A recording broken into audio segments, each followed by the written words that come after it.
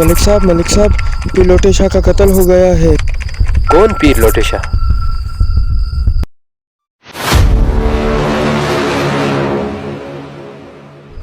گاؤں والوں کا یہ کہنا ہے کہ قتل کسی انسان نے نہیں بلکہ ایک جن نے کیا ہے۔ میرا نام ملک صفدر حیات ہے، میں اس علاقے کے تھانے کا انچارج ہوں۔ پوری کے بیان کے حساب سے وہ جن ایک خوبصورت لڑکی پر عاشق تھا، یعنی کہ فرزانہ۔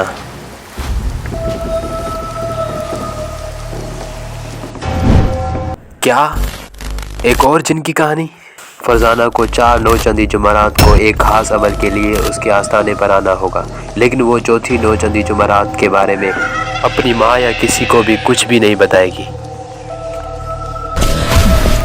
ملک صفدر حیات کے سامنے ایک نئی کہانی، ایک خوفناک جن کی کہانی جو تھا ایک خوبصورت حسینہ پر عاشق۔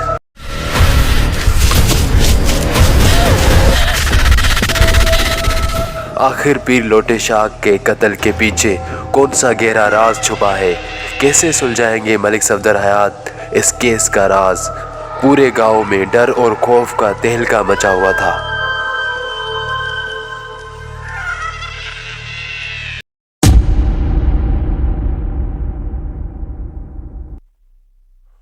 السلام علیکم۔ دیکھتی آنکھوں اور مسکراتے ہونٹوں کو کریم خان کا سلام۔ ریٹائرڈ ڈی ایس پی ملک صفدر حیات کی اس کرائم اسٹوری کا نام ہے نازک اندام۔ اس کے ایپیسوڈ 5 میں آپ دیکھیں گے کہ اے ایس آئی نے اس کی زبان کھلوانے کے لیے خاصی سختی برتی تھی۔ میں نے نرمی کا برتاؤ کرنے کا فیصلہ کیا اور زمان خان سے کہا کوئی کمبل یا گرم چادر لا کر اس پر ڈال دو۔ اے ایس آئی میری سوچ تک پہنچنے کی صلاحیت رکھتا تھا۔ وہ خاموشی سے گیا اور 2 منٹ بعد اس نے واپس آ کر میرے حکم کی تعمیل کر دی اور بولا، میرے لیے مزید کیا حکم ہے ملک صاحب؟ تم جا کر آرام سے اپنی ڈیوٹی دو۔ میں نے کہا پھوری سے باقی پوچھ تاچھ میں خود کر لوں گا۔ اے ایس آئی کمرے سے نکل گیا تو میں نے پھوری کو اپنے سامنے بیٹھنے کا اشارہ کیا۔ وہ متذبذب نظر سے مجھے تکنے لگا۔ شاید اسے یقین نہیں آیا تھا کہ میں نے اسے بیٹھنے کو کہا ہے۔ میں نے اپنی بات کو دہرایا تو ہچکچاتے ہوئے ایک کرسی کے کنارے پر بیٹھ گیا۔ میں نے نرمی سے کہا آرام سے سیدھے ہو کر بیٹھو اور میں جو کچھ پوچھوں اس کا ٹھیک ٹھاک جواب دینا۔ وہ کرسی کے پشت سے ٹیک لگانے کے بعد بولا، تھانے دار صاحب آپ تو بہت وکری ٹائپ کے پولیس والے ہیں۔ آپ کے تھانے والوں نے میرے ساتھ بہت برا سلوک کیا ہے۔ آپ کا رویہ بالکل مختلف ہے۔ اس کی آنکھوں میں وحشت نے نمایاں جگہ بنا رکھی تھی۔ ہاں میں ان لوگوں سے واقعی مختلف ہوں، میں نے ٹھہرے ہوئے لہجے میں کہا۔ کوشش کرتا ہوں کہ سیدھی انگلی سے نکل آئے۔ اگر بات نہ بنے تو میں اپنی انگلی کو کسی بھی طرف گھما سکتا ہوں۔ تم میری بات سمجھ رہے ہو نا؟ اس نے اسبات میں سر ہلایا۔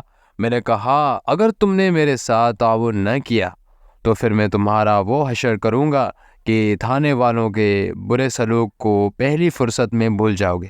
آپ جو کچھ پوچھیں گے میں اس کا صحیح جواب دوں گا۔ وہ جلدی سے بولا، ویسے جھوٹ تو میں نے پہلے بھی کوئی نہیں بولا۔ میں نے پوچھا تم جمعرات دوپہر سے اب تک کہاں غائب تھے؟ جی میں چیچا وطنی گیا ہوا تھا۔ اس نے بتایا، میں نے آپ کے اے ایس آئی صاحب کو پورا واقعہ سنا دیا ہے۔ پہلی سنی اور سنائی باتوں کو ذہن سے نکال دو اور جو میں پوچھوں صرف اس کا جواب دو۔ میں نے سنجیدگی سے اسے گھورا اور سوال کیا، چیچا وطنی تم کیا لینے گئے تھے؟ اس نے بتایا، شاہ صاحب نے مجھے وہاں بھیجا تھا ایک مریض کا علاج کرنے۔ مریض یا مریضہ کا علاج کرنے؟ مریضہ جناب۔ اس لڑکی کا نام شادہ ہے۔ شادہ نامی اس لڑکی کو کون سا مرض لاحق تھا؟ اس خوبصورت لڑکی پر ایک خبیث جن عاشق ہو گیا تھا۔ میں نے اپنے چہرے کی تاثرات سے یوں ظاہر کیا جسے اس کی باتوں پر یقین کر رہا ہوں۔ پھوری، یا تم نے شادہ کو اس جن سے نجات دلا دی؟ جی اب وہ بھلی چنگی ہو گئی ہے، اس نے فخریہ لہجے میں بتایا۔ میں نے پورے 3 دن عمل کیا ہے، مرشد کی دعا سے مجھے کامیابی حاصل ہوئی ہے۔ مرشد سے تمہاری مراد پیر لوٹے شاہ جنات ہے نا؟ وہ جلدی سے سر کو اثباتی جنبش دیتے ہوئے بولا، بالکل جناب، شاہ صاحب بہت پہنچے ہوئے عامل تھے، جواب کہیں اور پہنچ گئے ہیں۔ میں نے نیم طنزیہ انداز میں کہا، بلکہ انہیں پہنچا دیا گیا ہے۔ پھوری نے افسوسناک انداز میں سر ہلاتے ہوئے کہا، میں شاہ صاحب کی کمی کو بہت شدت سے محسوس کر رہا ہوں۔ وہ مجھے اپنے بیٹے کی طرح سمجھتے تھے، میں نے ان سے بہت کچھ سیکھا ہے۔ میں نے کبھی ان کی خدمت میں کمی نہیں کی اور انہوں نے بھی کچھ عطا کرنے میں بخل سے کام نہیں لیا تھا۔ ایسی عظیم ہستیاں صدیوں میں پیدا ہوتی ہیں۔ بات ختم کرتے اس نے غمزدہ انداز میں گردن جھکا لی۔ میں نے نرم طنز کا سلسلہ جاری رکھتے ہوئے کہا، پھوری، پیر لوٹے شاہ کی شاگردی میں تم نے اتنا علم تو حاصل کر لیا ہوگا کہ اب ان کے چھوڑے ہوئے آستانے کو آسانی سے چلا سکو۔ میرا سوال سن کر اس کی آنکھوں میں شیطانی چمک نمودار ہوئی۔ اس نے سنبھلتے ہوئے لہجے میں جواب دیا، پیر صاحب نے مجھے علم اور عمل دونوں کا درس دیا ہے۔ مرشد کی دعا سے میں اس آستانے کو اچھی طرح چلا سکتا ہوں۔ یہ آستانہ ان کا مزار بھی ہوگا اور میری گدی بھی۔ اس گدی پر صرف اور صرف میرا حق ہے، کیونکہ شاہ صاحب کا کوئی رشتہ دار ہے اور نہ ہی کوئی شاگرد سوائے میرے۔ وہ ایک لمحے کو سانس لینے کی خاطر رکا، پھر بات جاری کرتے ہوئے بولا، شاہ جی مجھ پر بہت زیادہ بھروسہ کرتے تھے، اس لیے تو شاداں کے علاج کے لیے مجھے انہوں نے چیچا وطنی بھیجا تھا، ورنہ لڑکی کے والدین کی تو خواہش تھی لوٹے شاہ صاحب خود ان کے گھر جائیں، لیکن مرشد نے صاف انکار کر دیا۔ انہوں نے فرمایا، یا تو مریضہ کو ان کے آستانے پر لے آؤ یا پھر پھوری یعنی مجھ سے علاج کراؤ۔ لڑکی کی والدین کو مجبوراً شاہ جی کی بات ماننا پڑی۔ انہوں نے مجھے لڑکی کی والدین کے ساتھ چیچا وطنی روانہ کر دیا، اور دیکھ لیں میں نے شاہ صاحب کے لاج رکھ لی۔ شاداں بالکل ٹھیک ہو چکی ہے۔ میں نے اس پر عاشق ہونے والے خبیث جن کو جلا کر بھسم کر دیا ہے۔ پھر اس نے اپنے کانوں کو چھوا اور نفی میں گردن جھٹکتے ہوئے بولا، توبہ توبہ، اس میں میرا کوئی کمال نہیں، یہ تو سب شاہ جی کی سکھائی ہوئی علم کا کارنامہ ہے، ورنہ جنوں سے ٹکر لینا بہت ہی خطرناک کا خیل کام ہے۔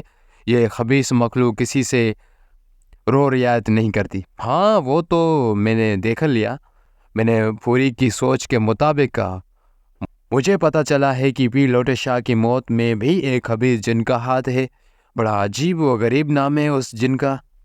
میں نے سوچنے کی اداکاری کی۔ پھوری ترت بولا، جوفاتل، تو اس کا مطلب ہے جوفاتل کی کہانی تمہیں بھی معلوم ہے؟ میں نے پوچھا۔ پھوری نے بتایا، یہ کہانی شاہ جی نے خود مجھے سنائی تھی۔ ان کا کہنا تھا جوفاتل ایک قبیلے کا سردار ہے اور بہت ہی داسو قسم کا جن ہے۔ اگر شاہ جی اسے قابو کرنے میں کامیاب نہ ہو سکے یا اس نے حصار میں آنے سے پہلے ہی کوئی انوکھا داؤ مار دیا تو مرشد کی جان بھی جا سکتی ہے، اور میرا خیال ہے کوئی ایسا ہی واقعہ پیش آیا ہوگا۔ پھوری نے بات ختم کرنے کے بعد ایک جھرجھری لی۔ میں نے اس کی آنکھوں میں خوف کے سائے لہراتے ہوئے دیکھے۔ اگر وہ اداکاری نہیں کر رہا تھا تو پھر یہ خوف جوفاتل کے کارنامے کی وجہ تھا۔ میں نے قرید جاری رکھی اور پھوری سے پوچھا، تم نے بتایا کہ جمعرات کی دوپہر کو تم شاداں کے والدین کے ساتھ ہی آستانے پر روانہ ہوئے تھے، تو تم لوگ سیدھے چیچا وطنی گئے تھے یا کہیں اور سے ہوتے ہوئے وہاں پہنچے تھے؟ ہم سیدھے چیچا وطنی گئے تھے۔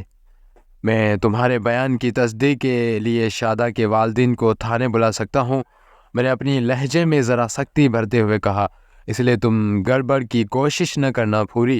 وہ لجاجت بھرے آواز میں بولا، تھانے دار صاحب، میں نے آپ سے سچ بولنے کا وعدہ کیا ہے، اس لیے کسی گڑبڑ کے بارے میں نہ سوچیں، اس لیے میں بڑی سے بڑی قسم کھانے کو تیار ہوں۔ پھر وہ چھت کی طرف دیکھتے ہوئے بولا، اگر میں آپ سے کوئی غلط بیانی کروں یا آپ کو چکر دینے کی کوئی کوشش کروں تو جوفاتل میری گردن توڑ دے۔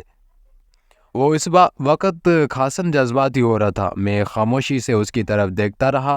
وہ اپنی صفائی پیش کرتے ہوئے بولا، تھانے دار صاحب، آپ جیسے چاہیں اپنی تسلی کر لیں، شاداں بیچاری تو اپنے ہوش و حواس میں نہیں تھی، البتہ اس کے باپ کرم دین اور ماں شائستہ سے آپ پوچھ سکتے ہیں، میں ان دونوں کے ساتھ ہی چیچا وطنی گیا تھا۔ پھر 3 دن تک پھر 3 دن تک میں نے ان کے گھر میں قیام کیا ہے اور مسلسل عمل پڑھتا رہا۔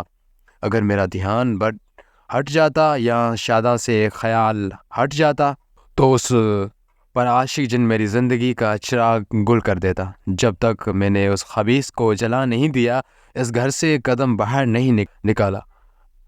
پھوری نے دوسری مرتبہ کسی جن کو جلانے کا ذکر کیا تھا۔ میں پوچھے بغیر نہ رہ سکا، کیا واقعی تم نے کسی جن کو جلا دیا تھا؟ آپ کو یقین نہیں آ رہا تو شادہ کے والدین سے پوچھ لیں۔ وہ حیرت بھری نظر سے مجھے دیکھتے ہوئے بولا، میں نے ان کے سامنے اس جن کو جلایا تھا۔ میں نے کہا، بات یقین اور بے یقینی کی نہیں، جن ایک ناری مخلوق ہے، تم نے ایسے کیسے جلا ڈالا؟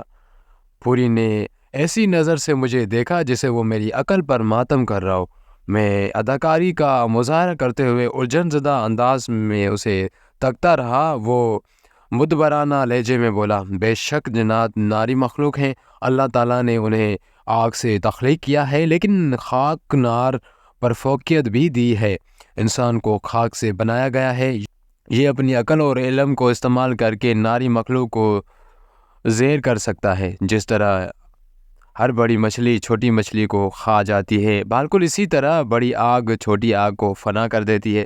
جنات نے نمٹنے کے لیے انسان کو اپنے عناصر ترکیب میں تبدیلی لانا پڑتی ہے۔ بے شک انسان بنیادی طور پر خاکی ہے، مگر اس کی تخلیق میں دیگر عناصر آگ، پانی اور ہوا کو بھی شامل کیا گیا ہے۔ اگر کوئی عامل اپنے عمل سے اپنے آتشی عنصر کو بڑھا کر جنات سے زیادہ درجے پر لے جائے تو وہ خود بخود جل کر بھسم ہو جاتے ہیں۔ یہ کھیل بہت مشکل ہے اور برسوں کی ریاضت کے بعد اس میں مہارت حاصل ہوتی ہے۔ مرشد کے فضل و کرم میں نے عملیات کے شعبے میں بہت کچھ سیکھا ہے۔ ویسے عام لوگوں کے سامنے اس قسم کے کھیل پیش نہیں کیے جاتے، ان کی آنکھیں ایسے مناظر کی متحمل نہیں ہو سکتی، اس لیے ہمیں پردے سے کام لینا پڑتا ہے۔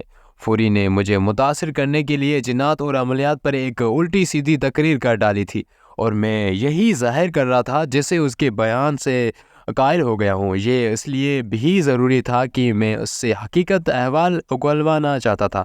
میں نے حیرت بھرے لہجے میں دریافت کیا، تم عامل کامل لوگ پردے سے کس طرح کام لیتے ہو؟ مجھے یقین تھا آپ یہ سوال ضرور پوچھیں گے۔ وہ مربیانہ انداز میں اپنی موٹی گردن ہلاتے ہوئے بولا، پردے میں میرے مراد یہ ہے کہ ہم جنات کو عوام کی نظروں سے اوجھل رکھتے ہیں۔ اب شاداں والے کیس ہی کو دیکھ لے، وہ ایک روز نیم کے درخت تلے بیٹھی اپنے لمبے بال سکھا رہی تھی۔ وہ دوپہر کا وقت تھا اور نیم کے درخت کے اوپر ایک عاشق مزاج جن موجود تھا۔ وہ جن شاداں کے جوبن اور خوبصورتی پر مر مٹا اور پلک جھپکتے میں اس پر عاشق ہو گیا۔ جب اس جن نے شاداں کو تنگ کرنا شروع کیا تو والدین کو اس کے علاج معالجے کی فکر ہوئی اور وہ لوگ ہمارے آستانے پر پہنچ گئے۔ شاہ جنات مرحوم و مغفور پیر لوٹے شاہ کی شہرت بہت دور تک پھیلی ہوئی ہے۔ اور ایک منٹ، میں نے قطع کلام کرتے ہوئے کہا، جن تو شاداں کے حسن اور جوانی پر عاشق ہو گیا تھا، پھر وہ اسے تنگ کیوں کرتا تھا؟ عاشق تو اپنے محبوب کو ایک ذرا تکلیف میں دیکھ کر تڑپ اٹھتے ہیں۔ وہ جن کس قسم کا بے غیرت و بے اہمیت عاشق تھا؟ میرے لہجے کی نرمی رفتہ رفتہ سختی میں بدل رہی تھی۔ کسی کہانی کے لیے وقت کا مخصوص کوٹا قریب الحتم تھا اور میں ڈراب سین کی طرف آنے والا تھا۔ پھوری نے گفتگی آمیز نظر سے مجھے دیکھا اور بتایا، آپ انسان عاشقوں کی بات کر رہے ہیں، جن عاشقوں کے بارے میں شاید آپ کو کچھ پتہ نہیں۔ یہ عاشق بہت حاسد اور کینہ پرور ہوتے ہیں، یہ برداشت نہیں کر سکتے کہ جس پر یہ عاشق ہیں وہ کسی دوسرے انسان سے تعلق رکھے۔ یہ اپنی محبوبہ سے ملنے والوں سے بہت جلتے ہیں۔ پھر تو انہیں چاہیے کہ وہ اپنی محبوبہ کی بجائے لوگوں کو تنگ کریں جو اس بیچاری کے تعلق دار ہوتے ہیں۔ اس محبوبہ کا کیا قصور؟ وہ مظلوم کیوں پستی ہے؟ پھوری نے انکشاف انگیز انداز میں کہا، یہ ایسا بھی کرتے ہیں جناب، اب دیکھ لیں، شاداں کی وجہ سے اس کے والدین بھی کتنی مصیبت میں گرفتار ہو گئے تھے۔ شاداں کے سب سے زیادہ قریب کرم دین اور شائستہ ہی تھے، ان بیچاروں نے بڑے پریشانی اٹھائی ہے۔ وہ تو مرشد کا کرم اور اللہ کا شکر ہے شادی شدہ نہیں تھی۔ وہ ایک لمحے کو خاموش رہنے کے بعد بات جاری رکھتے ہوئے بولا، ورنہ یہ خبر جن اس کے شور کو ایسی کم تیزی کر دیتا۔ میں نے اس طولانی بحث سمیٹتے ہوئے کہا، اور اس پردے کا قصہ کیا ہوا جب تم لوگ عوام کی نگاہوں کے سامنے تان دیتے ہو؟ میں اسی طرف آ رہا تھا جناب، وہ اس بات میں سر ہلاتے ہوئے بولا۔ میں نے شاداں پر عمل کیا اور اس پر عاشق جن کو حاضر کرنے میں کامیاب ہو گیا۔ پردے کی بات یہ ہے کہ وہ جن صرف مجھے نظر آ رہا تھا، کرم دین اور شائستہ اسے دیکھنے سے قاصر تھے۔ گویا تم نے ان دونوں کی عقل پر پردہ ڈال دیا تھا، میں نے زہریلے لہجے میں کہا۔ اس نے بڑی ہمت سے میری سخت الفاظ کو برداشت کیا اور وضاحت کرتے ہوئے بولا، میں نے جن کو حاضر کرنے کے لیے اپنے سامنے ایک تکیہ رکھ لیا تھا۔ جب میرا مخصوص عمل پورا ہوا تو شاداں پر عاشق جن اس تکیے پر آ کر بیٹھ گیا۔ شائستہ، کرم دین اور شاداں بھی اسی کمرے میں موجود تھے، لیکن وہ جن میرے سوا کسی کو نظر نہیں آ رہا تھا۔ میں نے اس سے سوال و جواب کا سلسلہ شروع کیا۔ اس نے اپنا نام شجاعل بتایا۔ میں نے کہا، شجاعل، شاداں کا پیچھا چھوڑ دے ورنہ میں تجھے جلا کر بھسم کر دوں گا۔ وہ بولا، میں اس لڑکی پر فریفتہ ہوں، اسے کسی قیمت پر نہیں چھوڑوں گا۔ اگر تم نے مجھے جلانے کی کوشش کی تو میں تمہاری گردن توڑ دوں گا۔ میں شجاعل کی دھمکی میں آنے والا نہیں تھا۔ میرے عمل نے اسے تکیے پر آ کر بیٹھنے کے لیے مجبور کر دیا تھا۔ میں جانتا تھا میرے اجازت کے بغیر وہ وہاں سے ہل بھی نہیں سکتا تھا۔ میں نے سخت انداز میں اسے تنبیہ کی، شجاعل، میں تم سے آخری مرتبہ کہہ رہا ہوں، اپنی حرکتوں سے باز آ جاؤ اور حضرت سلیمان علیہ السلام کی قسم کھا کر وعدہ کرو اب کبھی شاداں کو تنگ نہیں کرو گے۔ اگر 10 سیکنڈ کے اندر تم نے میری ہدایت پر عمل نہیں کیا تو سمجھو میں اپنی دھمکی کو عملی جامہ پہنچانے میں حق بجا نبھاؤں گا۔ تمہارے لیے جان بچانے کا یہی آخری موقع ہے۔ لیکن تھانے دار صاحب، شجاعل بہت ہی ڈھیٹ اور سرکش جن ثابت ہو رہا تھا۔ شاید اسے اپنی طاقت پر گھمنڈ ہو۔ وہ تمسخرانہ انداز میں میری طرف دیکھتے ہوئے مسکراتا رہا۔ مجبوراً مجھے اپنی دھمکی پر عمل کرنا پڑا۔ میں نے شجاعل نامی اس عاشق نامراد جن کو جلا کر خاکستر کر دیا۔ وہ کیسے بھائی؟ اس کے بیان کے خاتمے پر میں نے پوچھا۔ میں نے اس تکیے کو ماچس دکھا دی جس پر شجاعل بیٹھا ہوا تھا۔ اس نے بتایا۔ میں نے کہا، اس طرح وہ تکیہ جل کر راکھ میں بدل گیا اور شاداں کے والدین کو یقین آ گیا کہ تکیے کے ساتھ ہی جن بھی فتح ہو گیا۔ اس کا سب سے بڑا ثبوت یہ ہے کہ شاداں بھلی چنگی ہو چکی ہے۔ پھوری نے فخریہ لہجے میں کہا، آپ چیچا وطنی جا کر انہیں یہاں بلا کر تصدیق کر سکتے ہیں۔ تصدیق تو میں ضرور کروں گا پوری، اور تمہارے بیان کے ایک ایک حصے کی تصدیق کروں گا۔ میں نے اس کی آنکھوں میں آنکھیں گاڑتے ہوئے کہا، یہ نہ سمجھنا کہ میں آنکھیں بند کر کے تمہاری ان جناتی کہانیوں پر یقین کر لوں گا۔ وہ پورا اعتماد لہجے میں بولا، آپ ضرور تصدیق کریں جناب، تجربہ کسوٹی کا محتاج نہیں ہوتا۔ شاید آپ کا کسی جن سے پالا نہیں پڑا، اسی لیے بد اعتقادی کی باتیں کر رہے ہیں۔ جن سے پالا تو پڑ گیا ہے پوری، اب آہستہ آہستہ تجربہ بھی ہو جائے گا۔